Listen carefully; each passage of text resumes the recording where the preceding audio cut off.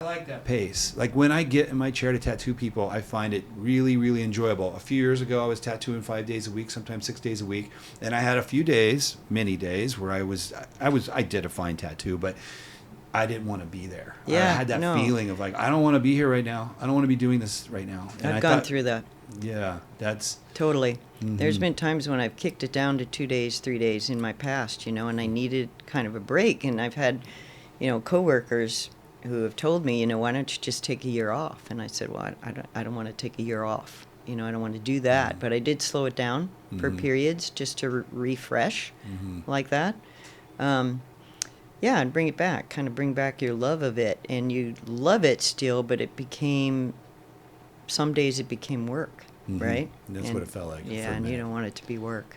Yeah, but it's not doing it. I've tried that a few times, a little hiatus here and there, and I realized quickly, I miss it. I got to go do it again, So everyone's going to have to find that rhythm that fills their cup. Yeah. Yeah, absolutely. And it sounds like you, at this point, for whatever reason, 5 days is where you're at. Yeah, I'm in a there year, right now. Maybe it's something else. Shit's about to go down. I'm feeling something in my spirit. Chats and Tatts with Aaron Della Vedova.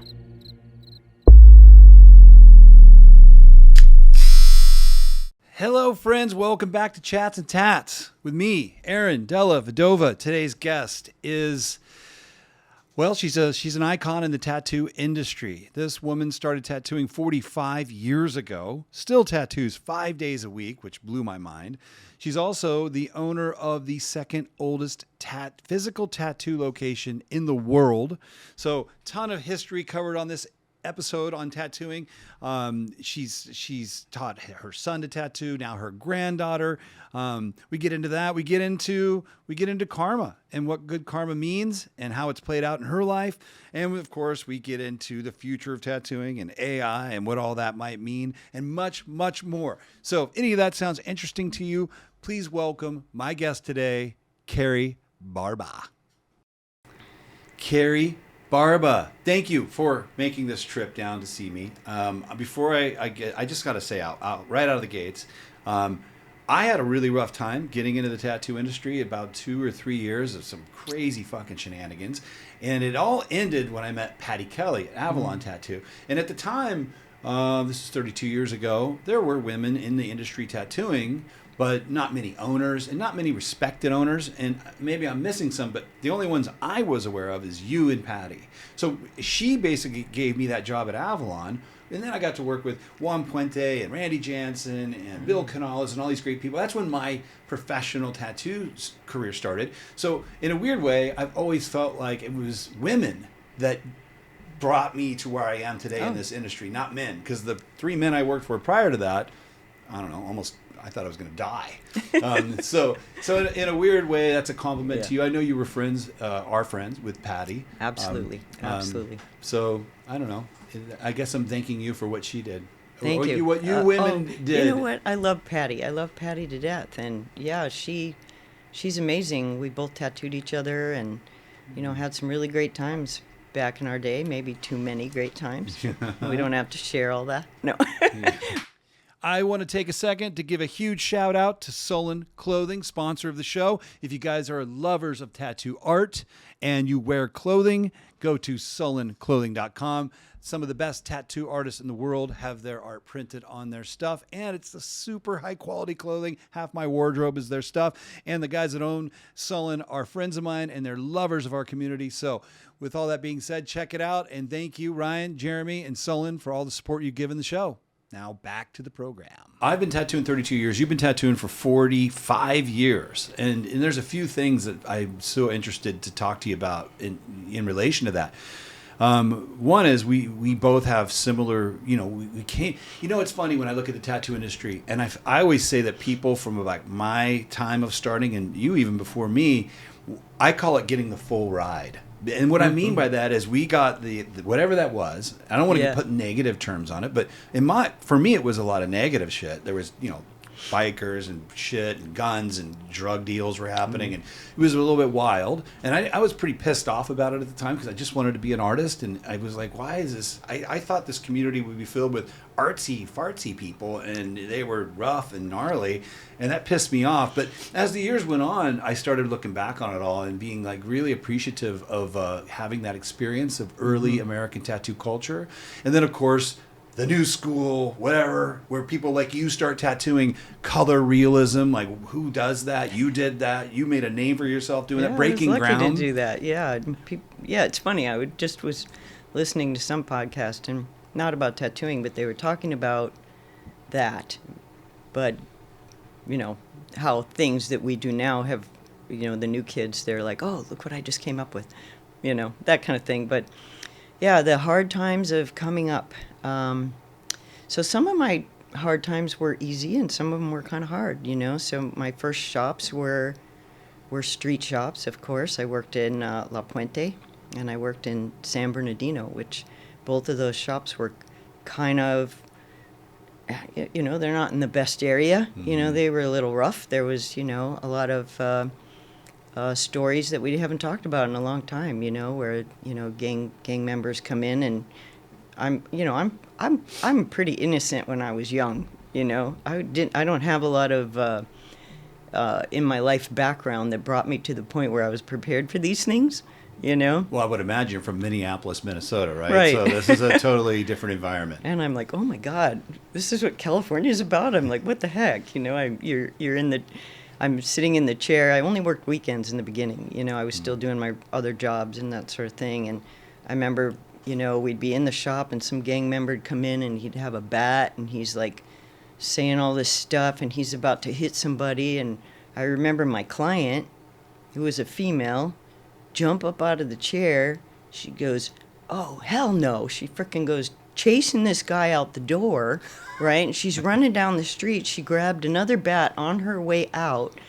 She comes back and the bat's full of blood. She sets it down. She goes, okay, we're done with that. We can finish my tattoo now. And I'm like, holy shit. Okay, let's go back to the tattoo, I hope she hears this. That's a bad woman right there. Yeah, right? And she was young. I mean, she was a few years older than me. I was probably, let's see, when I started working there, I moved to California in 1980. I wasn't in my own shop yet. So at that point, it was probably like 82, 1982. But things like that. Oh, yeah. Yeah, we were just talking about, I've got a lot of stories like that too, but when I first started working over at Avalon Tattoo with Patty and Phip, I remember one day the shop across the street got raided, and people are telling me, oh yeah, they're dealing drugs out of there or something. The whole SWAT team shows up. So we go out front, all the tattooers quit tattooing. We're across the street looking at this. Well, as these guys are coming out in handcuffs, I just remember they were looking at us, looking at them, and I knew that they took that as like, fuck you. You're going to stand there, and we weren't celebrating the fact they were getting arrested. We were just observing this whole thing. You're like, what the heck's going on over there? They took it like, oh yeah? And so like 2 months later, I was in Avalon tattooing, and those same dudes, they must have got out on bail or however they got out. 2 of them come in, and they went booth to booth and asked for everyone's full name and wrote it down. Oh, my God. That's all they did. I mean, they didn't ask to come in either. They just walked up, and I remember I was tattooing, I recognized the guy, and he's like, full name, please. And I'm just like, gave it to him. He wrote it down, next booth, and then nothing ever really happened, but it was just more of a way, I think, to make us all feel... I was going to say, what did that lead to? Did they do anything? It sounds we were all like scared. Very legal to me, like they're going to sue you or something asking your full name, but... It was the weirdest but gangster move dealers, ever. Right? But we all carried guns for a while. I remember that. I bet. Get in your car at night. We were waiting for the day where those dudes are going to fuck us up. But yeah, you were definitely in that era, and that's, in its own weird way, beautiful. Not beautiful, but it's history. It's a part of our history. And in that way, it's beautiful. And I'm very happy to see it gone. I mean, I don't know if it's totally gone, but it's kind of gone. And now we're professionals. And that is... It's gone where we live, right? But I think in some areas it still might be around. But yeah, we're professionals. We're artists, and we are business people, more so than ever in the course of the history of tattooing, for sure. Very true, very true. And yeah, maybe that's a good time to talk about that. I mean, so, there's that era of tattooing, and then there's I call it the Renaissance, really, because during that era, I don't know, nobody was really I hate to use generalizations, but there were very few tattooers at that time that were breaking ground. I'm talking like expanding at a high rate of speed, introducing new techniques. You were one of them, and there are others we could name as well, but the general masses were not. But then about in the 90s somewhere, mid-90s, the Renaissance starts. The new school movement. People start doing, and there's no rules anymore. Everybody can, is trying to invent a new way of tattooing. A new style. Everybody had to find their thing, right? Yeah. Everybody's trying to find something different. Yeah, when I started tattooing, my knowledge of tattooing when I started was very little, because I wasn't into tattooing my whole life. And the first time I tattooed, it was kind of at the suggestion of a friend. I was very young. I was only 19. Didn't know anything about it. So I just did what I knew from sketching, from drawing, just hanging around. But I didn't understand why you couldn't do more realistic things. Why can't you do color portraits? What's the difference between taking the color and putting it there in a solid plane or putting it over here and shading it on? So that's why I kind of started doing in a way, not being formally trained by a traditionalist or somebody was a blessing. It was for me. Right. Yeah, because they would have told you black outline, 3 colors, which is a great form of tattooing. And right. I love it. But you wouldn't have gone down the road you went down if they had told you or made you do that kind of a thing. You might have, but... Maybe, but probably not, because I just did what I felt like doing, and I didn't have anybody telling me not to do it. It's just Right. it's like, okay, as a girl, if a girl growing up is told, oh, you can't do that, you have to, you're supposed to play with the dolls, you're supposed to do this, you're supposed to do that, and the boys do this, girls do that. And if every child was told that, their route of life is going to start out totally different than if they weren't told that. They're just going to do whatever they feel like doing. And it's the same with the art. For me, it was just like that. I was raised by my father mainly. My mom and dad split up when I was pretty young. And so my dad raised me, and he never told me you can't do anything. I was just expected to do everything my older brother did, so it's kind of like we did whatever. And that was the same with the art. I didn't see why you couldn't do it. And at the time, the first tattoo I ever saw was bad. It was a bad tattoo. And I was like, oh my God, horrible. Why would anybody want to make tattoos if they look like that? And I started to see more, and I started seeing in tattoo magazines, I saw Ed Hardy's work, which was very influential for me later on. I was like, oh my God, you can do whatever you want, Yeah, I had a similar experience too. I was an artist my whole life. I always did art, and I never considered to become a tattooer, even after I got my first tattoo, because in those days to see good tattoos was really difficult, and the ones I did see seemed horrible. So in my mind, somehow I figured there was such huge limitations with the craft of tattooing that I wouldn't be able to create beautiful art with needles and ink. But through the magazines and other things, I saw a piece here and a piece, and then it was like, you can, if you can think it, you almost can probably tattoo it, and that's where my interest started going in. Yeah. And now today, maybe I'm jumping ahead here, but before I go there, maybe I should high five you a little bit. Like, there's so many color, realistic, surrealistic. The stuff I see on Instagram now blows my mind like daily. It's incredible. It's incredible. But you were a pioneer. I think what should be said right now, for all these folks out there that are killing it in those genres, it's people like you they have to thank. I mean, you had to experiment. You had to try this and try that and do a lot of things that probably didn't work out perfectly, and then on to the next one. It didn't stay, did it? Yeah. You can't fill it with white all the way. Yeah, it didn't quite hang in there. You see those color portraits years later, and it's kind of like, oh, it's kind of a black and gray version with the tint of a little bit of color. So it didn't always hold up great, but we learned, right? And the things I did too small, I did, one of my, I think it was like my 3rd or 4th tattoo, I decided to tattoo my younger sister, and about the size of a quarter, I'm like, I did this all single needle, of course, all color, and I put the bluebird on the branch with all the leaves on the branch and the sun glowing in the background and all that, and I see her now, and it looks like I smeared some chalk. I'm like, oh, God.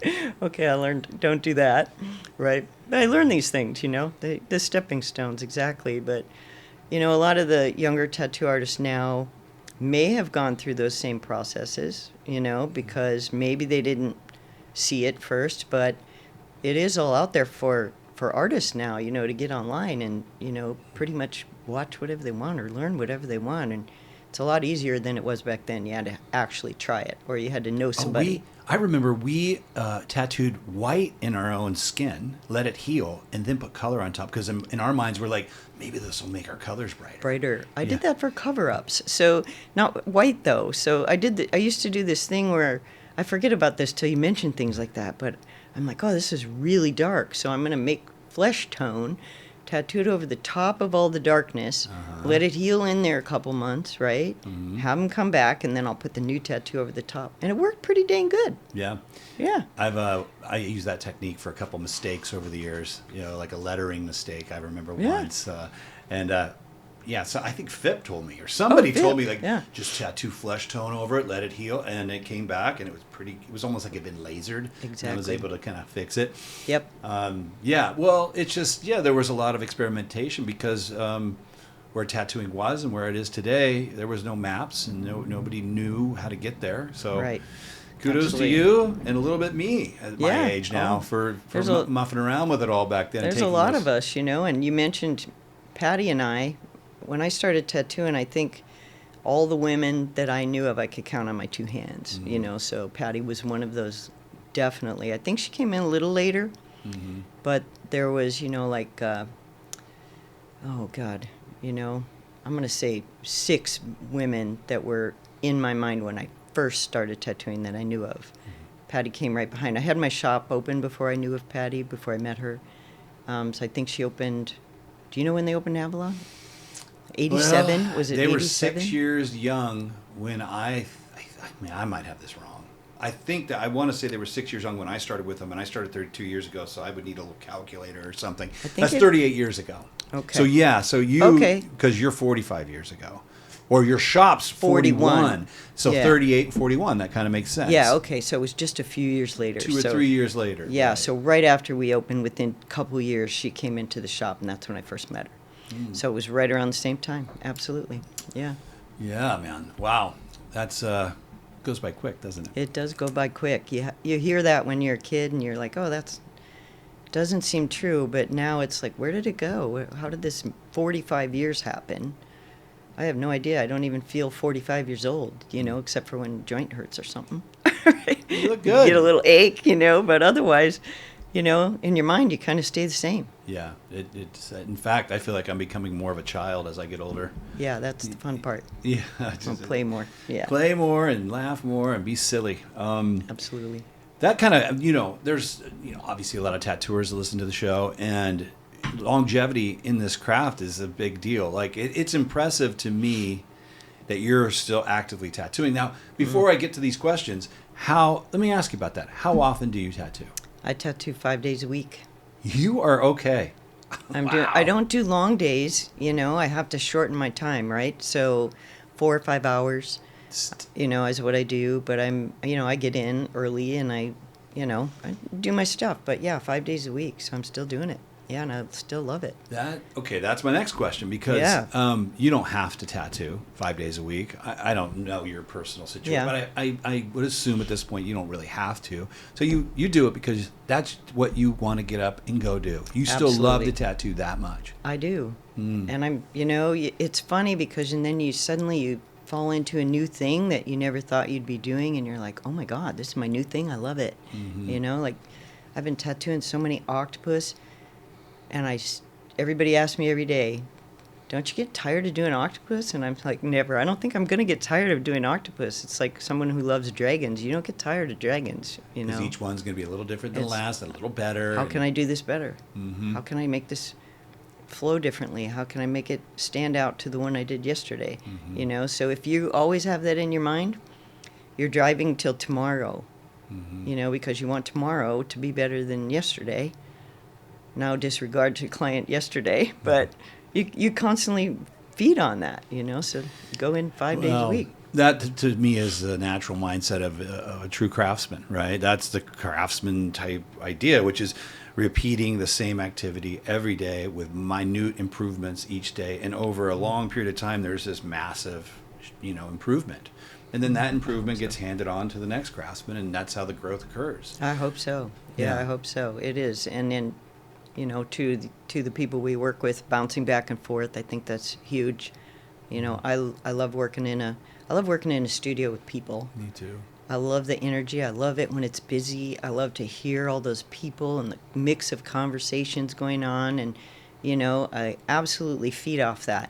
And, you know, some days it's quiet in the shop and it's nice for a little bit, you know. But then I'm like, where is everybody? I wish they'd all come in. You know, I want to hear them.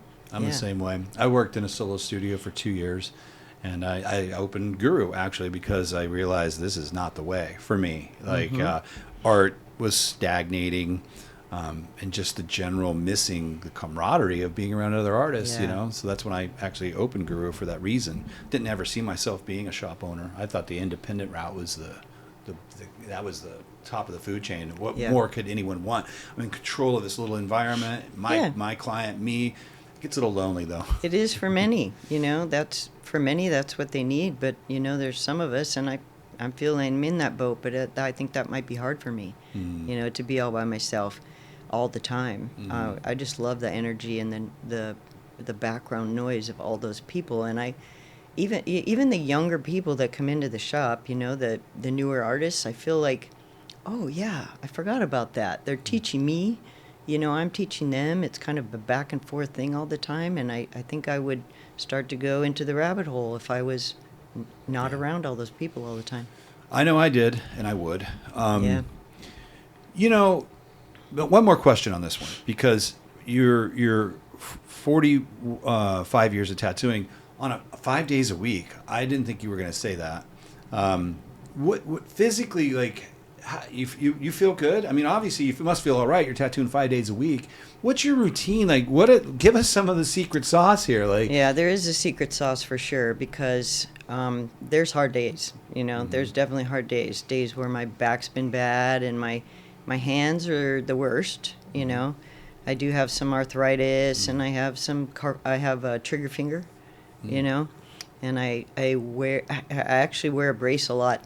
A little holds my joint on my left thumb. My stretching hand went the first, you know, years ago. My stretching hand is like, oh crap, I can't, you know, so I do stretches for that, you know, the icing thing and all of that. But I wear a brace under my glove right now, which makes me minimize my movement of that particular joint. Sleep with braces at night. I know this is terrible because I'm doing this 45 years, but yeah, at night I'm like, you know, in my braces so that they have time to rest. But more so, you got to keep moving. You got to do stretches. You got to work out. I foam roller a lot. You know, I used to be a rower. So, you know, athletic kind of things is super important. Eating right, you know, keeping your mind clear.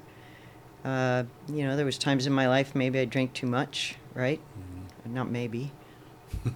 Definitely drank too much at times, but I don't do that anymore. I drink wine, but I don't over drink wine. You know, kind of minimize that kind of thing, and I eat pretty healthy. You know, try to stay healthy in life and keep a good, clear mind. But as far as your body goes, I think stretches are the key. I tell everybody I work with, you know, do these certain things, do your stretches, and stay somewhat strong. You know, because it's very physical, our job. You know, it's extremely physical, and you're going to feel it if you're not doing any of that. Yeah, 15 years ago, my left arm locked up. I couldn't straighten. I had to hold it to my chest. If I were to drop my arm straight, immense pain through my back. Oh, wow. And from tattooing a lot. I was tattooing a lot back then. And went to the chiropractors, went to the acupuncturist, did all these things. It would go away, it would come back. And then I started going to yoga. And I swear to God, man, here 15 years later, I don't have any That's all gone. I love yoga. I love yoga. I love yoga. I tell these tattooers, It's like, a saver. specifically for tattooers, the ones that have been going on, 10th or 15th year, I'm like, yoga, man. Yoga. Just make that part of your tattoo life. Because everything's involved. It works. It does the hand stretches for you. Mm-hmm. It does the back stretches for you. It stretches everything. It does everything all in one little workout. Yep, in Yeah, 60 it's minutes, got perfect. it done for the day. That's That, perfect. and I don't know if you notice that table over there, but that thing will go like 6 feet off the ground. Oh, So yeah. standing up, Yeah. tattooing has helped me a lot. I have one that is hydraulic also, and I love it because sometimes it's easier to stand up and Yeah. sometimes it's easier to sit down. Mhm. I sit down most of the time still, but I have a good chair. I don't use a hard chair. My chair is like mesh on the bottom, and it's bouncy and it rocks and it moves around, and I use a cart, so I can pull everything right up close, so I'm not leaning way over there, and I try to be more ergonomic, for sure. All good advice. How long? I mean, do you have any idea when you think of your future? Like, how much longer do you think you're going to be tattooing 5 days a week? People ask me that almost every day, and I'm like, if my body holds up, I might go down to 4 days, I've done it here and there. I've gone down to 4 days, and I love having 3 days off, but then after a while, I'm like, oh, I should work 5 days again. I should go back. Oh, I got to get that piece done. That one person's tattoo is taking too long. Oh, I'll work Friday. I work Monday through Friday. I don't work on the weekends, so I have my time off. But I think it depends on my body. Basically, you're going to keep this routine until your body won't let you. I think my body will tell me when it's time. Yeah. No, I figured you'd say that. I can tell that you have no intention of slowing down unless you have to. No, I know. I see some of these tattooers, who are still tattooing and they're in their 70s, and I'm like, can I do that in my 70s? I'm going to be 64 this year, so probably. Yeah, it can be I done. think I can do that. Especially Yeah. if you're taking care of yourself like you are. The key is, can I keep good work flowing? That's important to me because I don't want to be tattooing people and messing people up. Yeah. I want to be doing good work, right? Yeah. And I don't want to go downhill, Hopefully I'm not doing that. I keep trying to better myself, I try. I guess my clients are the one who'll tell me if I'm starting to not do well at getting better. Then they'll tell me, right? Well, I don't know if they will, but you'll know. Because they won't be there. Yeah, but you'll know. You just got to be honest with yourself and I be able know. to stand up one day and be like, man, that ain't as good as it used to be. Yeah, there are those times where it seems harder sometimes, and I'm like, okay, it's a little harder than it used to be. But sometimes, some days it seems so much easier. It just, you get in the zone and you get in that flow. I get in a zone. I zone out totally in my tattoo. I'm just like, I have to tell my clients, because I get so in there that I sometimes forget that, I should carry on a conversation over here a little bit. So I have to stop once in a while and talk to him a little bit, because I'm in there. I'm like, oh, man, I practice different forms of meditation, and I haven't been meditating much lately. But it occurred to me one day, I'm like, 32 years of tattooing, it is It is. I mean, when you think about it, they say one of the goals of meditation is to stop the thinking mind, right? The thing that's in your head that's like, yesterday I shouldn't have done that. Tomorrow I got to do. It talks to us constantly. And if you meditate well enough, you can get to a point where might sit there for 5, 10, 20 minutes and you don't hear the voice. You could just listen to your breath, And I've had a few minutes of that in meditation. But then I look at tattooing, I'm like, this is meditation. It absolutely is. For hours and hours, Yeah, for absolutely. years and years, we've been meditating. Absolutely. Yeah. Because especially after you've been doing it a long time, you don't sit and think, how am I going to pull this line? How am I going to get the color in? That's It all just happening automatically. Yeah, it happens automatically. And once in a while, you get to those thoughts, like, oh, here's a harder area. Let me concentrate a little, on this. But most of the time, you're in a zone of the art of your tattoo, and you're not thinking about anything else except for this flow you've got going on. And it's a very peaceful feeling, It's very you're calming. in the moment, that exact moment, and you kind of have to be. Yes, at our time in we've been tattooing long enough. Where do I really got to think about the little activities that are happening to make the tattoo look good, not so much. That's No. autopilot. No. Yeah. But you are thinking that every time that needle touches the skin, you're focused on it. You have to know where it's landing. You have to wipe. You have to look. And these acts turn that part of your brain off. Yeah. And I'm really stoked about that. I wonder, Me too. knowing my nature, if I hadn't had thousands of hours of meditation, because I think I have a pretty wild spirit, I don't know if I'd have done so well. I think that was maybe God's way of like giving me a gift, like Calming you down. Yeah, like, give him tattooing because this kid's going off the rails, you know. Yeah, you need something to focus on. Yes. Yeah. That's really cool, though, man. Mad respect for that. To love it enough to really be doing it at that pace. You've inspired me because I have days where I'm like, I don't know if I can. And I'll be honest. I'm about myself. At 32 years, I tattoo on average 2 or 3 days a week. Okay. I don't tattoo as much. Now, I will defend myself slightly. I mean, me and my wife own a med spa. We own a laser removal company. I got kids, and I just feel like I got this show. Right. Right. You're doing other things. I'm doing other things. I'm yeah. definitely working, you Yeah. know, 5 days a week, 6 days a week, but the tattooing has cut back. And for me, I like that pace. Like when I get in my chair to tattoo people, I find it really, really enjoyable. A few years ago, I was tattooing 5 days a week, sometimes 6 days a week, and I had a few days, many days, where I did a fine tattoo, but I didn't want to be there. Yeah, I had that feeling of like, I don't want to be here right now. I don't want to be doing this right now. And I've gone through that. Yeah, that's Totally. There's been times when I've kicked it down to 2 days, 3 days in my past, you know, and I needed kind of a break. And I've had, you know, coworkers who have told me, you know, why don't you just take a year off? And I said, well, I don't want to take a year off. You know, I don't want to do that. But I did slow it down for periods just to refresh like that. Yeah, and bring it back, kind of bring back your love of it. And you love it still, but it became, some days it became work, right? That's what it felt like. Yeah, for a and you minute. don't want it to be work.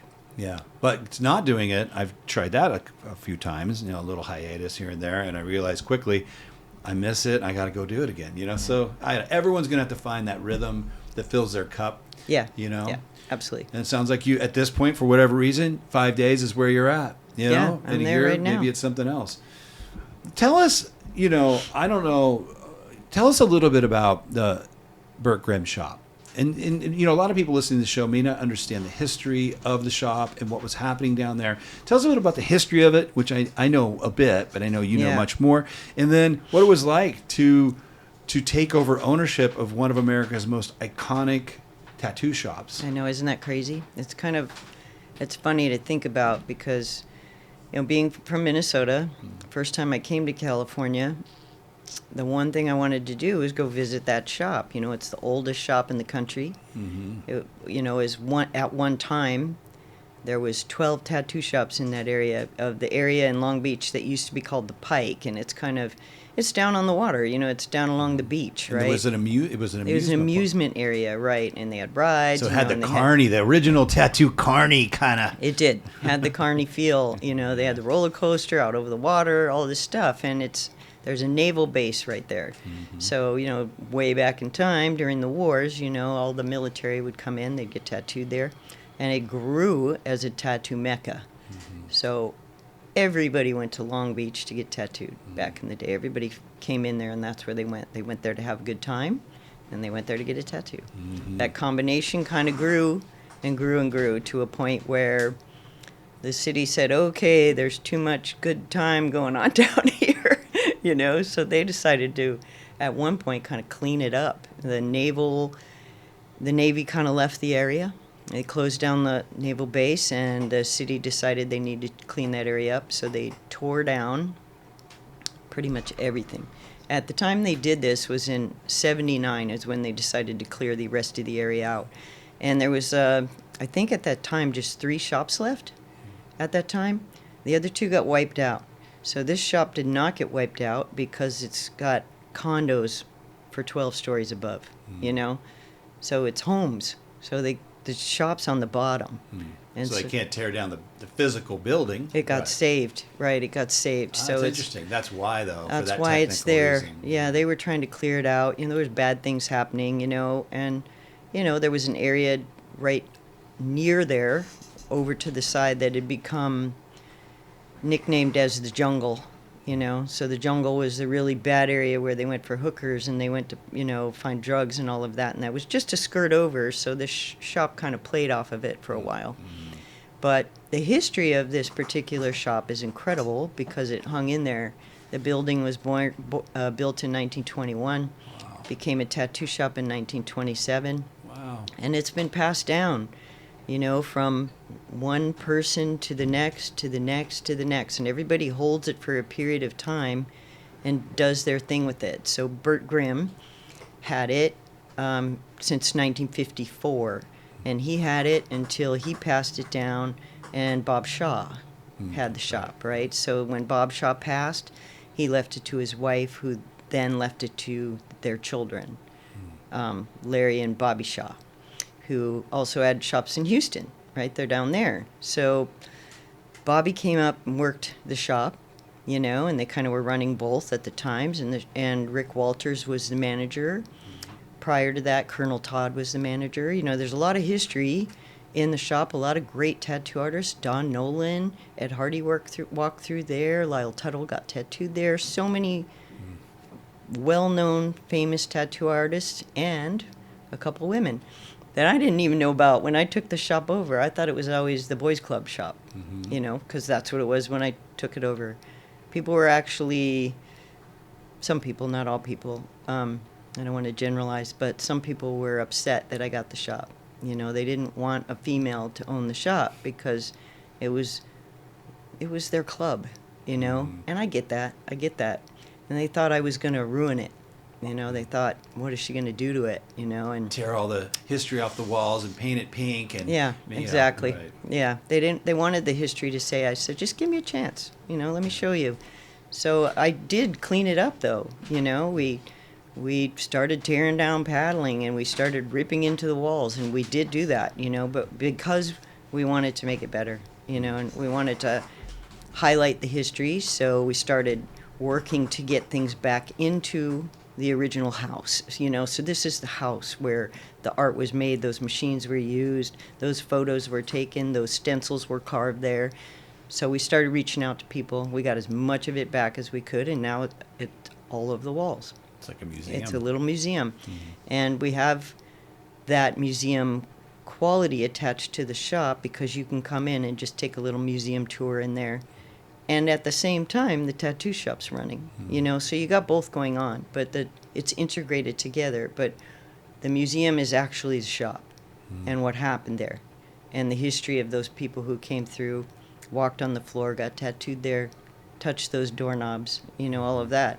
So I put a lot of blood and sweat into bringing that shop back because it was in a poor condition, and the city said, Title 27, oh, you got to do the plumbing, oh, you got to change the electricity, you know, it's all, the shop had a drop ceiling, and the electrical was run from extension cord to extension cord to extension cord all through the ceiling, and then they'd pop it down and put it through the wall, right? Oh my God. And I'm like, oh my God, what do I got to do here? And the plumbing was old clay pipes, so we tried to tie in our sinks. The city said, oh, you need sinks, you know, every station, you know, we had to put sinks.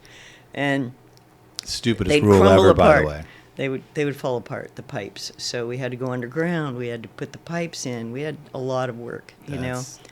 Halfway through, I was like, I can't do it. I think I have to back out. I almost didn't. Almost didn't do it. And then So you had no idea that it was going to get that heavy. But it did, and I'm glad I finished it, and the shop is still there and running, and the history's there, and people come in all the time and say, oh my God, I came here in 54, 62, 48. Oh, look at this tattoo I got. You know, and they're just doing this, right? They're so proud of it, Right. and we're proud of it, you know. And we're like, oh my God, that's amazing, you know. Oh my, I brought my kids here when they were little, you know, stuff like that. That's rad. So it's great. So that's And is this a tattoo heritage project? Is that what you mean by that? Is that the museum aspect to the shop that you're expanding, or just tell me about that? So the Tattoo Heritage Project is actually a different idea, but it's connected to the shop because that's this the starting point of tattoo, because it's the only shop left in Long Beach that, was from that era. There's old shops in New York, there's old shops overseas, but this is the oldest shop in the country and the second oldest in the whole world. And I know there's shops that go back quite a long time, but 1927 is when it started. So Good Time Charlie used to work down in the Pike area, and Jack Rudy used to work down in the Pike area, and this journalist by the name of J.C. Chesler, he used to work with, did you ever hear about the Natural History Museum exhibition tattoo? Yeah. Yep. Okay.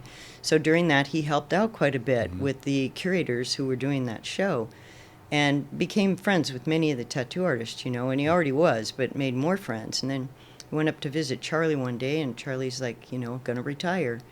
And JC says to him, he goes, "You should open a museum." And Charlie's like, "I should. That'd be a great idea." So he called a few of us, and he started a board, Tattoo Heritage Project founding board members, and we're trying to put a brick and mortar museum in Long Beach. Okay. So that's what we're working on. It will be tied to the shop because of the history of the shop. Physically tied? Not physically, Okay. but in a connection, because, the idea for the museum is also for people all over to be able to lend things to the museum and show their smaller collections. There'll be an in-house collection and then that. And then visiting collections that come and Right, go. exactly. So we'll be doing that too. And then we're hoping that it's in Long Beach so that they can come by and check out the shop. The oldest shop in the nation is right there. So we're currently looking at the Queen Mary. Oh, to put it On the Queen Mary. Wow, That's that right. That would be appropriate. Isn't it? Yeah. Absolutely appropriate. So we're in talks right now. We're working towards our presentation to put it to the city board, because the city now owns the Queen Mary. And people from all over the world would get to share in that experience. So it'd be absolutely fabulous. That's rad. Yeah. And you're perfectly positioned to be a part of that, obviously. Owning that shop, which I didn't know is the second oldest shop in the world. Yeah, we're pretty lucky. That's... Pretty I've lucky. been in there. I told you before this started today that me and one of my buddies, when we were young tattooers, we went in there and felt like the vibe. I don't know. We didn't was hang heavy. out. It It was was a heavy heavy. vibe. They were just some grumpy dudes. I don't even know Yeah. who they were, and they gave us kind of a hard stare. And I was like, okay. We kind of Yeah. So I haven't spent a lot of time in there, but I knew of its reputation. I didn't know it was the oldest shop in America. Even at Yeah. the time I went there, Oh. I knew it was just one of a very old shop. But that's incredible. Yeah. It's the last one left. That's the thing. There's shops that were open before that, of course, but they don't exist anymore. They're gone. Right. So this is the one that was hung in still there. here. Hung Right. in there. Yeah, exactly. That's dope. That's very cool. Well, good luck. Best of luck with that project. I really hope that comes together. I'm sure it will. I hope so too. We could use a legit museum for the. I think for so. The art, of The art tattooing. deserves it. Oh my God, That's the it's- thing. I mean, look at the history of tattoo all across the world, all across the country, and how everything's grown. And, tattoo artists are artists. Many are painters now prior to being a tattoo artist, So it's an art form, and it needs to be recognized. So I hope it is. It's more than an art form, in my opinion. Yeah. Well, it isn't more than an art form. To me, it's the most. I want to say beautiful. I want to say personal, intimate. You know this, but I get sentimental as I'm getting older. But it's just, what other art form involves two humans coming together in that way? It's so incredibly rare. There's nothing else like it. There isn't anything else like it. Right. The emotion. You starting to say that, and it just brings me back to my last couple weeks. I've had such emotional, touching moments at my shop. I've done some portraits of past. I do portraits too. I'm still doing a lot of different things. My spectrum is kind of still a little bit wide, and I did a portrait of a beautiful woman whose husband lost her, and then I did the same portrait on the granddaughter, and the emotion wells up in me right now. Just seeing them look at the portrait afterwards and crying, and then days later I did a little baby dog who had been lost, and same thing, the tears come, and that feeling that they've chosen me or you to mark on their body permanently that emotion. It's pretty heavy, and people don't recognize how important that is for the person to choose you and for you to say thank you to them, to our clients, It's the most important, as a tattoo artist, to recognize that and to honor that. It's the most important thing a tattoo artist can do. And I've had my shops for 21 years, and I've spent 21 years weeding out the people who couldn't do it. To be cavalier about this art, it pisses me off. And I tell them, I be a painter, be a carve statues. You can do a lot of art where you don't have to bring that to the table. But in this one, you got to bring a ton of compassion, a ton of empathy, a ton of love to this art form. And respect. And when you think about art too, like, I guess one of the definitions of what makes something beautiful art is it moves you. Right, and great art always does. A great symphony, a beautiful. I just got back from Italy, as I said. I walked into a number of their churches, and it moved me. Oh yeah. But it doesn't move me like tattoos move me, and what I see happening in my clients when they get those tattoos. I mean, I don't want to sit here and say it's better. I'm not saying it's better. I know that there's some musician out there who plays beautiful music who's like, hey, man, screw you. I play at this place and people cry when I play. Okay. Yeah. But, I mean, it really happens a lot in tattooing. Almost every time. It has that powerful emotion attached. It's super powerful. And who they become and how they actually change somewhat when they get tattooed. You can't see it, but you can feel it. You can feel that they're a different person. Even if it's a simple tattoo, they become somebody different. It's like something in their soul changes. It's really interesting, It is very interesting. I think about these things a lot because I'm at that phase where I'm trying to just take it all in. I think for many years it's just like how good. It was all about how good can my tattoos be. That was the primary focus. And I'm getting older, and I'm like that. Still got to make good tattoos, but I'm more interested in what we're talking about now. Yeah. And it's really the most special part. I know you agree, but when I look back on what was so great about my life of tattoo was being with people in these moments. That's portfolio is number 2. You're right. You're absolutely right. Yeah, those feelings, and it's got me all welled up right now. It's been, I don't know why, it's been the last couple of weeks have been a little emotional ever since these different clients have come through the shop, and it's really brought that back in for me, to bring it back. Like you go through a while and you're doing your tattoos and they're great and you're having a wonderful day and those people are happy, and then there's those ones that come in and that emotion just sets in and I can't stop thinking about them. I just can't. Like, they're the love that when that gentleman walked into the room, I was tattooing his granddaughter.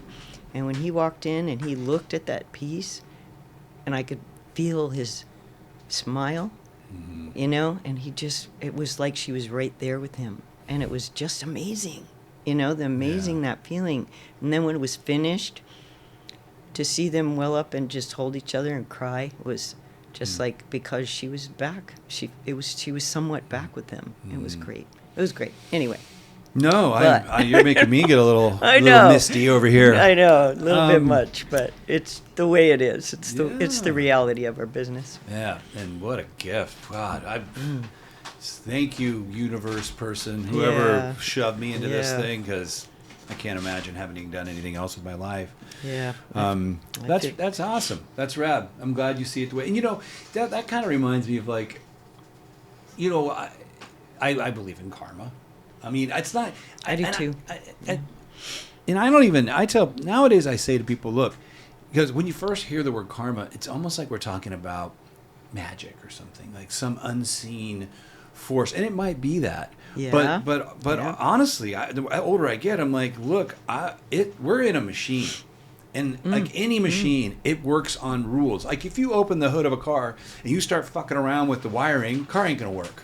Right. And you see people fucking around with the wiring and their life isn't working. And so you don't got to believe in spirits or Buddha or God or any of it. Just recognize we're in a machine. And if you play by the rules, the machine runs well.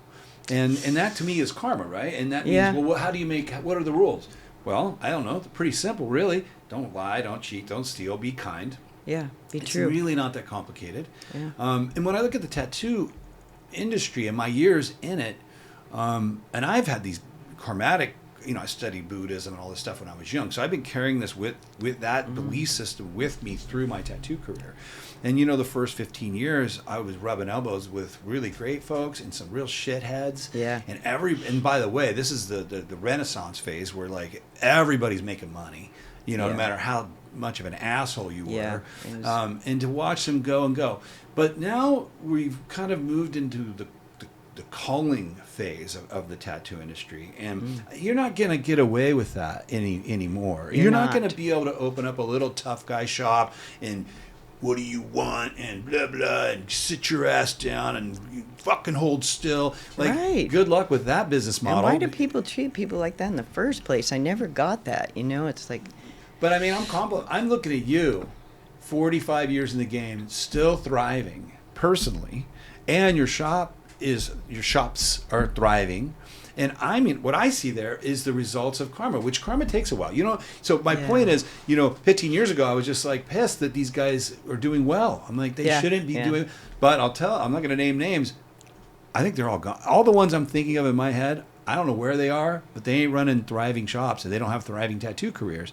And I think that's the result. Like, if you can bring that level of love to this art form and really give a shit about others the whole time, it will take care of you. yeah, It's you taking have care to of care. you. You have to care. That's the hardest thing. Yeah, there are those people that come through and you're just like, how are they doing? How are they making it? How are they making it? But it does eventually catch up. I honestly believe that also. Yeah. Well, you're proof of it. I hope so. I'm glad to be here today. Yeah. I got that scare.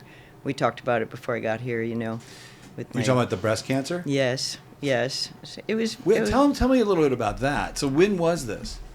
So I am in June 1 year out. Oh, this is recent. This is very recent. Oh, I thought this was maybe a long time ago. Oh, No, a year it's ago. pretty recent. I had a couple weird summers, my last couple summers. So the summer before that, I had some friends over. We were dancing in my living room, just playing a little bit, enjoying life.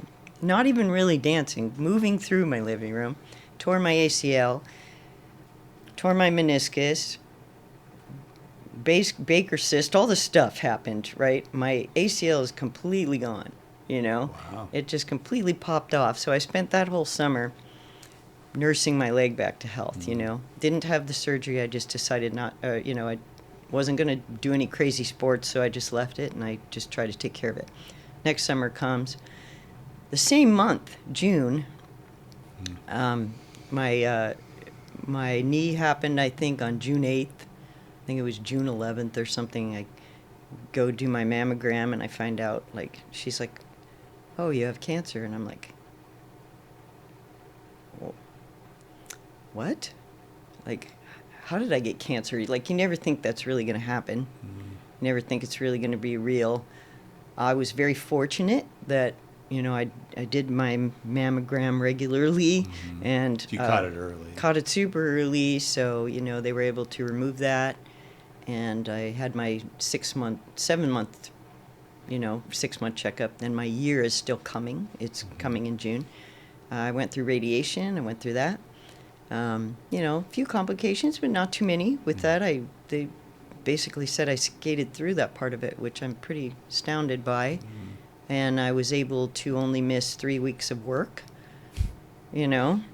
I'm like, people are like, what are you talking about? You went back to get work. back to work, after 3 man. weeks. Get rid of this cancer. I got a tattoo 5 days a week. It was funny because I was 3 weeks later, I'm like, I'm coming back. And my floor manager, he's like, how are you going to, I couldn't even raise my arm yet, And I'm like, yeah, but I tattoo down here. I'll be fine. You're just going to have to move my lamp for me. And if I need you to readjust something, I'm just going to have to call you. So I'm constantly in my chair. His name is Matt. He's going to laugh. I'm like, hey, Matt, can you move my light? Hey, Matt, can you move my table? Constant. For at least a good solid couple weeks, all I did was call his name. And he's like, it's all right. It's all right. It's all right. He's like, it's okay. But I did it. Yeah, and I'm right now. I'm still. It's only it'll be a year, June. So be a year. Congratulations cancer-free. to Thanks, that. But yeah, maybe tell me a little bit about on a deeper level. I mean, because basically what happens in those moments is someone tells you you might die. Yeah. That's really the message, Yeah, right? Because right. you don't know what's going to happen. They just say, Yeah. and I know that's the first thought, like, oh, never really thought I would maybe die now or this year, but you're faced with that thought. Absolutely, it's the first thing that enters your head. Right. And you're like, oh, shit. You know, wait a minute, I'm not done yet. Mm-hmm. I'm really liking life, you know? What do I have to do to change? And you go through these sessions with people where they talk to you about it, and they're constantly like, no stress in your life. You can't have any stress in your life. No stress in your life. Calm things down. Stay away from stress. Stay away from stress. And I'm like, I run a shop. You know, my business partner and I have a business partner. We've worked together for 30 years, so we became partners in the business, you know, just a few years, maybe 10 years ago, something like that. Anyway, I'm like, oh, no, you can't call me with that. You know, I'm like, you can't tell me that right now. I got to stay away from the stress. I got to keep calm, you know, and I'm thinking like, okay, is it time to move? Is it time to get rid of the shop? Is it time to go live in the forest? You know, all these things enter your head. And I'm like, I don't know if I can do that, you know, yet. So I have to try and balance those together and stay calm and peaceful and enjoy your life, you know. But yeah, it's really heavy in your mind, and I think about it all the time. Like, what if it comes back, you know? And what about people? And then I would, you know, see people who are struggling with it way more than I have. Prior years, I've done a lot of areola reconstruction for cancer patients, women who have had breast cancer. And every time I deal with them, it's so emotional for them to have passed and get to the point where they can put their areolas back on. You know, they feel alive again, right? And to get close to experiencing what they've been through is pretty heavy duty for me, because it's almost like you never think that's going to happen, you know. But I'm here. Yeah. I got a lot of years left. I got some tattooing to do. Yeah. You know? I mean, thinking about this, that word, you know, I have a good friend, Dave Kennedy. Shout out to Dave Kennedy. Owns a beautiful coffee shop near here. I remember one day when I was first opening this location, and he showed up here, and how things going on. Just been a little. Oh no, he was opening it's not just it's a big, huge warehouse filled with all these different big project. He was in the middle of building it, and I was like, "Hey man, how you doing? You stressing out, man?" And he's like, he so bluntly just looked at me. He goes, "I don't believe in stress." Oh. And I was like, I never heard anyone kind of say that. And I was like, I laughed. He's like, no, seriously, I don't. I believe in hard work. I believe that I have to get up early tomorrow. I believe that I feel anxiety sometimes because I have a lot to do. But no, stress is fake. Do you believe in stress? And I was like, I did until right now. Until right now. Me too, until right now. Like, let's change that. Yeah, I think it's an idea. It's an idea. Yeah. Now, look, let me clarify. I do believe there are acute things that can happen to humans that I think to not be stressed about it would be kind of like almost impossible. Like, you have a 5-year-old child that has a horrible disease and could die. Right. I mean, how do you say to someone in that position, oh man, stress ain't real? Yeah. Just right. But right. what I see a lot is people that have relatively good lives. Nothing is actually wrong that's at that level. Yeah. But yet everyone will tell you, most people will tell you, I've just been really stressed lately. And it's like, well, let me, why? You know, Yeah. I'm You're talking to self-creating myself. Yeah, you're self-creating it. Yeah. Yeah, you're creating that. Here you are. You got food. You got water. You got shelter. You got health care. You're not sick. You got a home. You know. And yet you're Everybody's stressed. good. Yeah. What is that? And you have a job where many don't. You Yeah, know, and you you got love it. your job, right? Yeah. Love what you do. You know. So yeah. That's a little speech I give myself. I've been doing, knock on wood, I don't have any big fires burning at the moment. They come and they go. But that's my goal, is when the next one comes, I want to be able to just stand in it and just be at peace with the fires burning, Yeah. whatever that fire is, The Buddhist way. Yeah, that's right. Yeah, life gives us the opportunity to practice what we preach, right?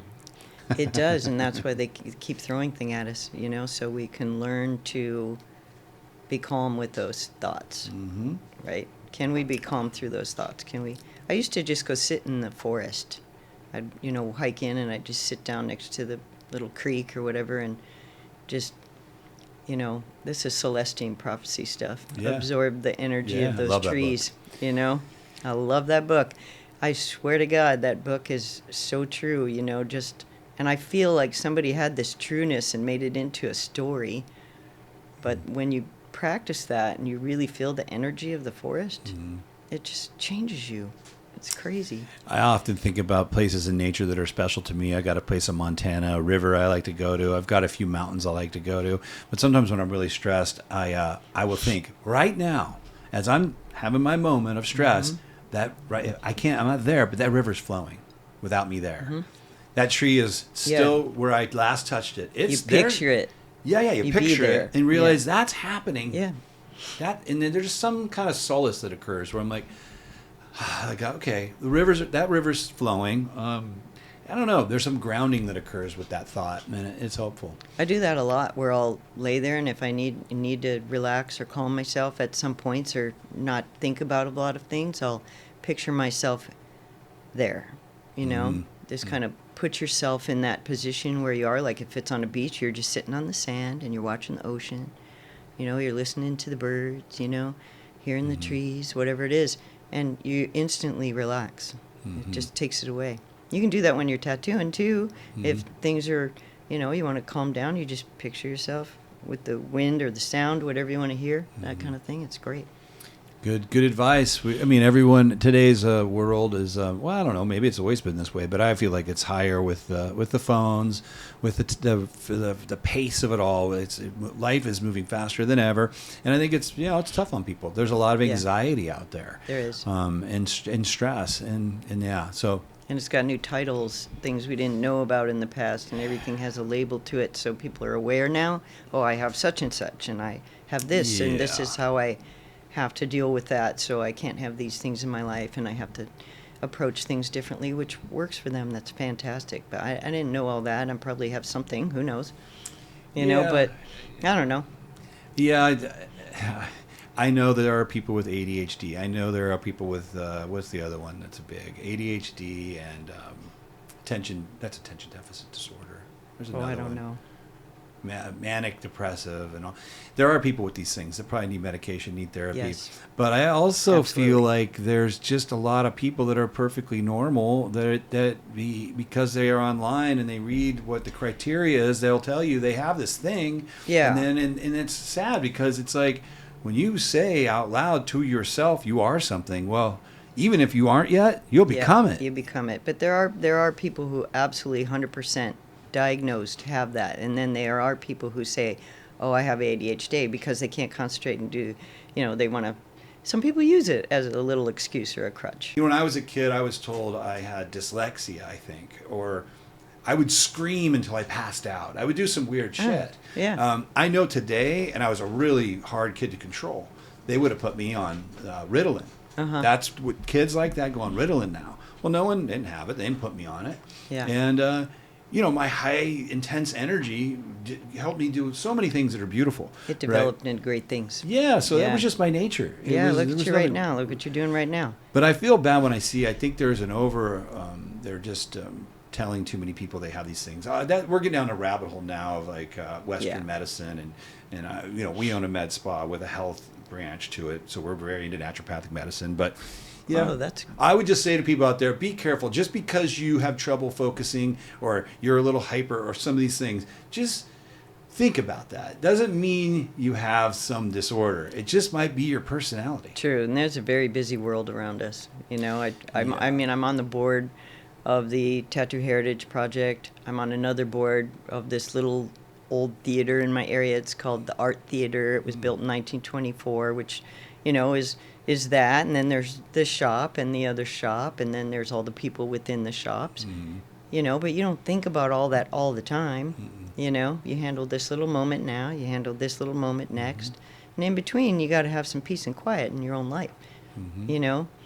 You stay busy, you do your work, and when you're not, you give some time to yourself and love to your people you're around. Yeah.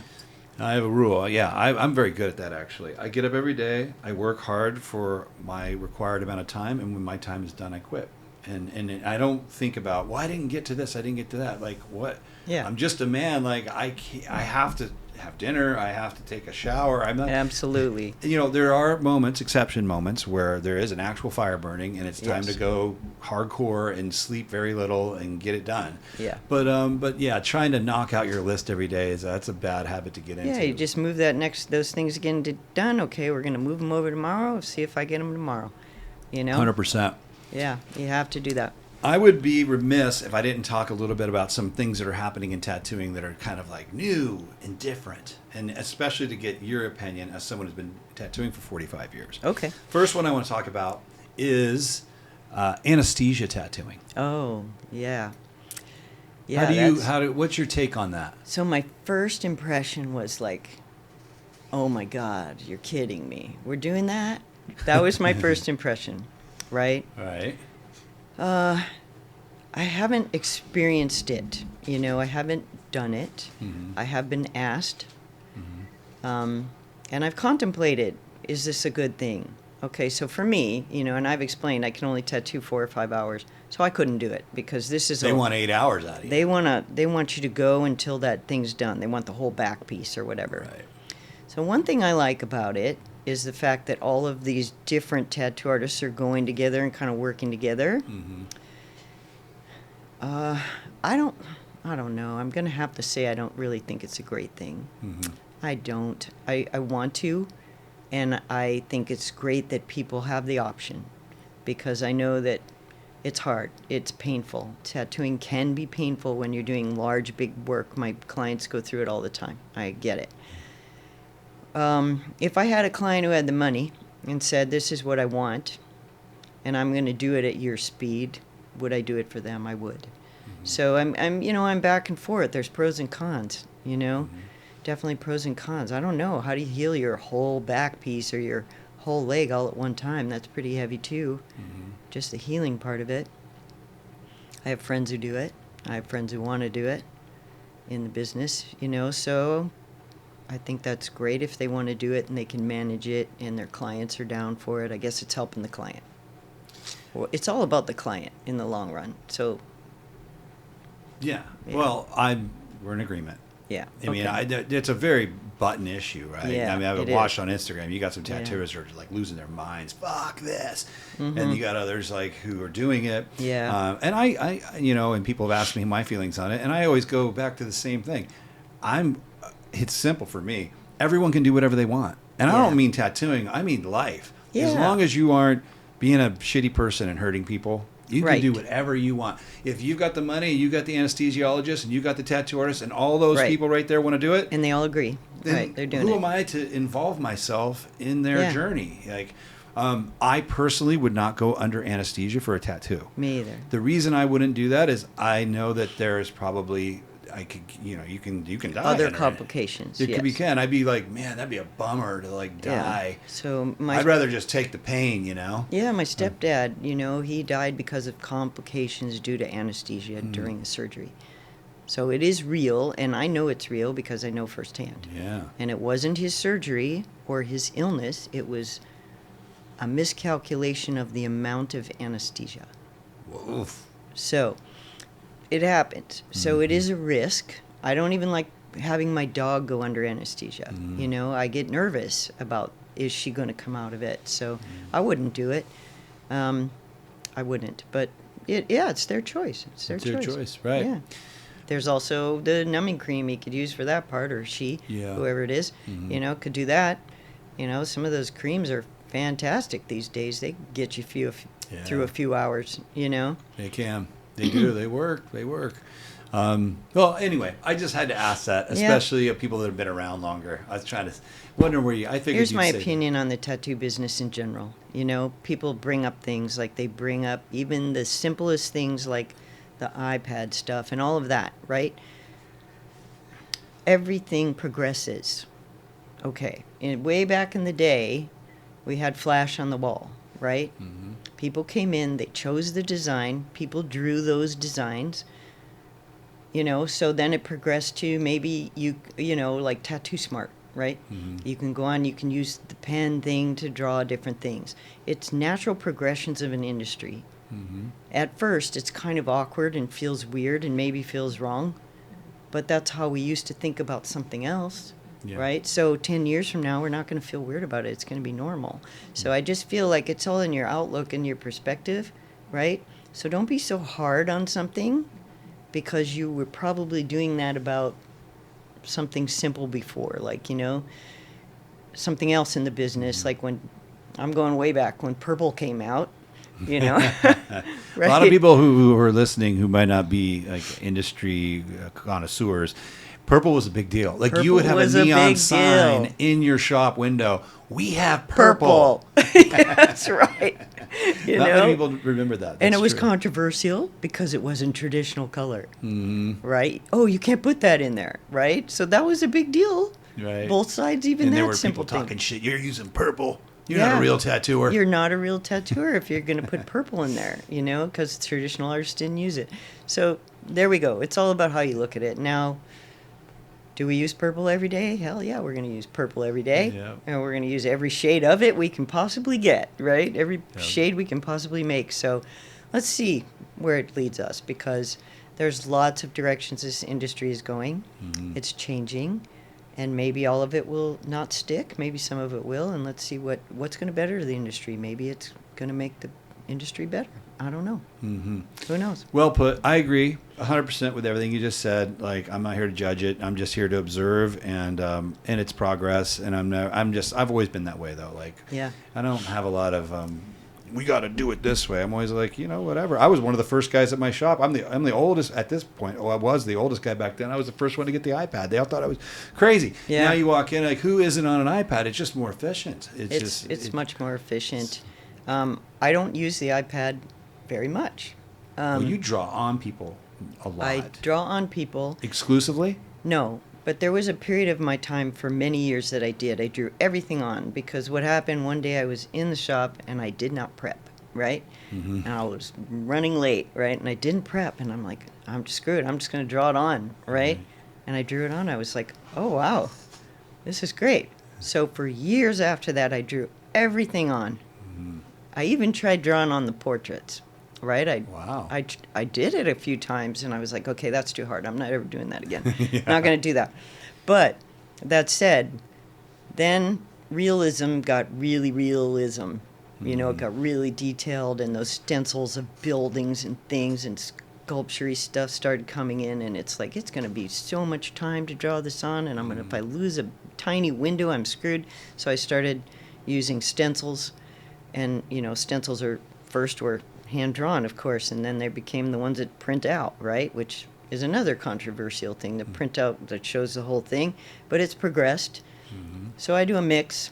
Some stuff I draw on. I still use my Sharpies. Some stuff I use stencils.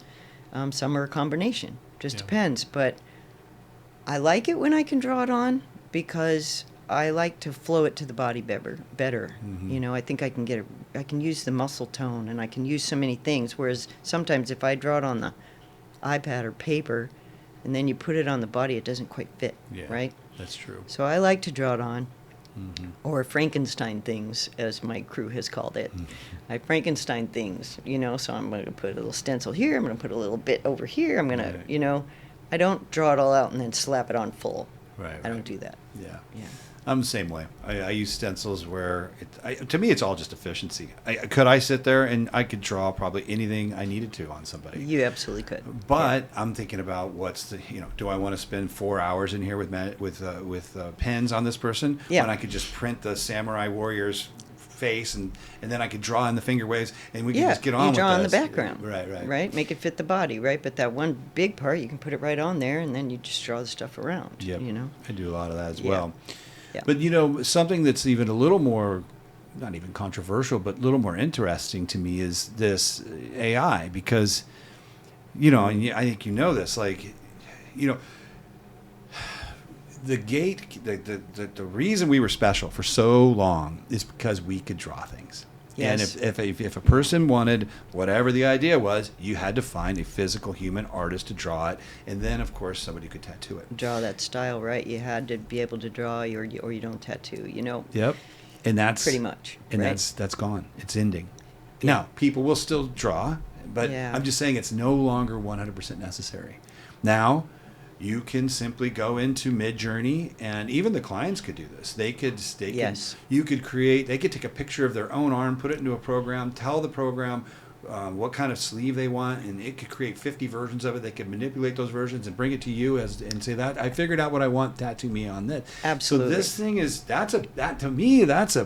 you talk about shifts like purple ink. It's a huge shift. This is a huge. It's a huge shift. I've seen the things people are tattooing instantly change to, what? You did that? How'd you do that? But you still have to execute it. But what I'm hoping happens with this, okay, because again, this is, to me, it's just my opinion, but it's somewhat of an elevation of Flash. Mm-hmm. You can still take that design and make it your own by changing parts of it. You put it on, or you draw things around it, make it tattooable, make it last longer. A lot of that stuff is not going to be able to be hold up. It's not going to work as a tattoo, so we have to work with it some. Yeah. But is it fabulous to be able to type in there and say, make me a parrot with a bird beak that's longer, and I want it to look like a phoenix bird, or whatever they're doing with it? Yeah, it's pretty cool, right? Saves a lot of time. Or, I don't know, I'm going to try. I've used it. I tried it, right? But I'm still trying to incorporate myself and artwork in there. I don't want to become an AI artist, right? I don't want that. I agree. I haven't tattooed anything on anybody that was from one of those programs, and I haven't used it a whole lot. But I did a painting recently where I first did the sketch. Then there's some program a friend shared with me where I put the sketch in, and you can click buttons, and it turns that sketch into different kinds of art. And then at some point, it did something really interesting and novel. Then I pulled that out. I printed it out. Then I did another drawing based on that. Yeah. And at the end of this whole process, it was me, but it changed me. Like I knew, I'm like, that painting would never look that way if I hadn't played around with the AI portion of it. And I found that kind of cool. I thought that was novel. I thought that was kind of interesting. Yeah, I just started hearing about this, and my experiences of it are within probably the last month. So I don't have a lot of experience with it, or haven't seen it a lot. And when I first saw it on Instagram, I'm like, what the hell is that? What are they doing? I didn't get it. I didn't know. And then they're like, people are telling me, people are tattooing with this.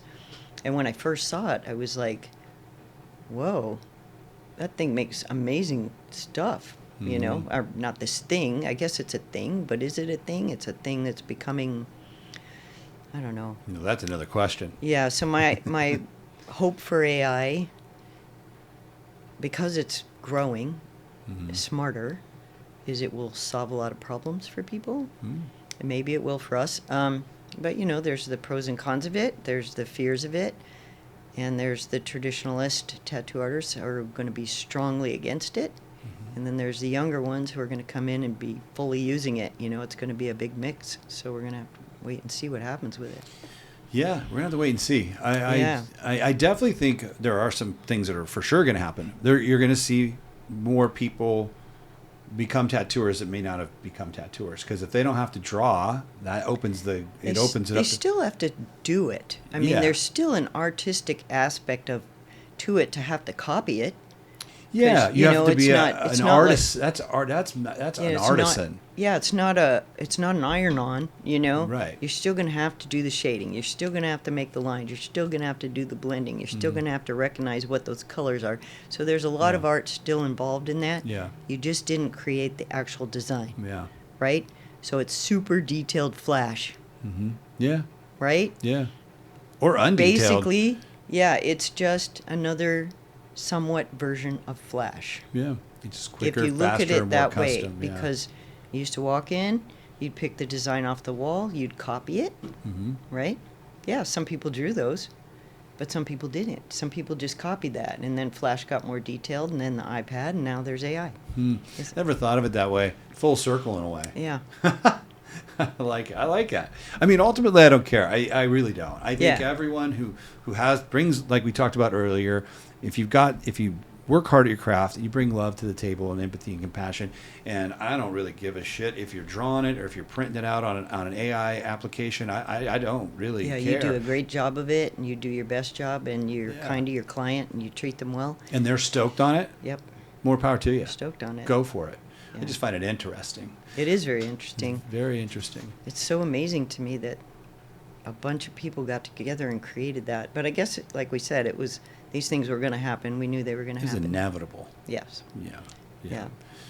Yeah, but we, knock on wood, me and you live another 20 years. We're gonna see some wild 20 years. Yeah. Wild I hope shit. so. I hope I can get more than 20 years in still. That would be fantastic. But you don't even need 20 to see wild shit. Next 5. I know. The next 5 are gonna Next get. 5 years are It's gonna get coming, crazy. dude. Shit's 'Cause gonna it's get. happened so fast, right? It's getting weird. It's getting weird. I feel like I'm in a sci-fi Shit's getting movie. weird. We are. If you think about, when I think back to when I was, very young, what my earliest memories compared to the way the world is now, and in my parents' world, I look back, my dad was born in like 28, right? During the Depression and what my grandmother went through as a mother at that time. She was a single mother raising my father. Their world then compared to now, Unbelievable. completely night and day. Unbelievable. Unbelievable. Great time to be alive. I mean, in my opinion, if you were to stand back and that some entity said, "When do you want to be plopped down into Earth? We'll give you any time frame you want." I think I'm of the nature to say, this is the one I want. This right now because of how this is a wild time to go from pre-cell phone to AI. I know. And this is, so it's pre-cell very phone. novel. Very novel. I remember, early, I got to go find the payphone. I'm driving around looking for a payphone. I got to call so-and-so. I can't find a payphone. And then all of a sudden you got your cell phone in the car, with your big antenna. Did you have one of those? Yes. Right? It was like that massive thing right in the middle. And I'm like, ooh, we're so cool with this big It was cool to have one of those. It was cool. Yeah. Right? Wild times for sure. Well, dude, thank you so much for being here today and sharing Absolutely. some of your history and your life and everything you've been able to accomplish. And I know there's a ton of people out there, whether they realize it or not, what an inspiration you have been to this industry. What a gift thank you. and Thank how you. lucky I think we have all been to have you and others like you a part of this. People that brought these great loving qualities to tattooing. Of course, it bleeds off into the people that you worked with, all of them, hundreds of them, Yeah. thousands of them over the years, and not I to hope mention so. the clients I that hope you so. touched. I hope they've learned to be kind to each other.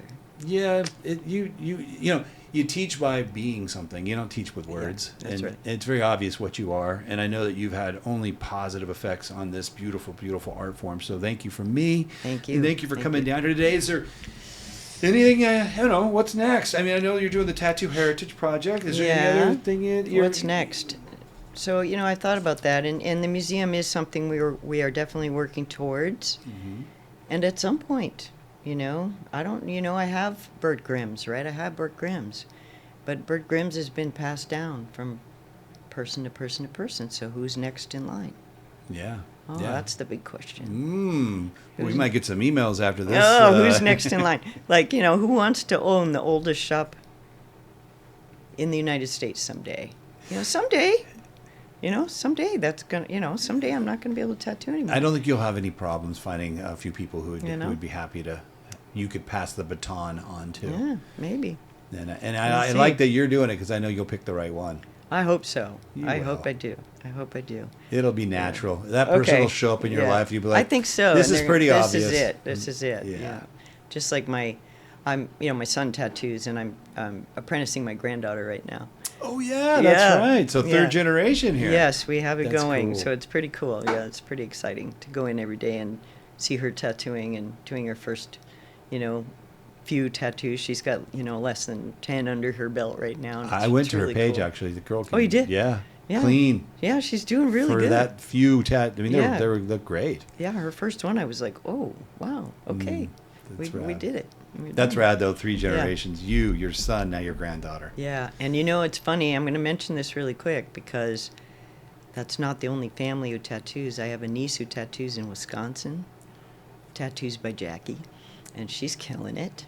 I have a cousin in Virginia who tattoos. So it's kind of a natural thing, I think, in the family. It's kind of weird. That is weird, because I have nobody in my family, none of my children. I tried with all of them. Oh, weird. And my son, who can actually, one day he drew a picture. We had a few beers. I'm like, everybody draw the dog. Oh, and how he cute. rips this. He'd never drawn in his life. And he was at 20-something years old at this point. But out of the 3 of us, me, who draws for a living, his was better than mine. And I instantly turned to him like, you got to be good. Let me teach you to tattoo. And he was like, thought about it.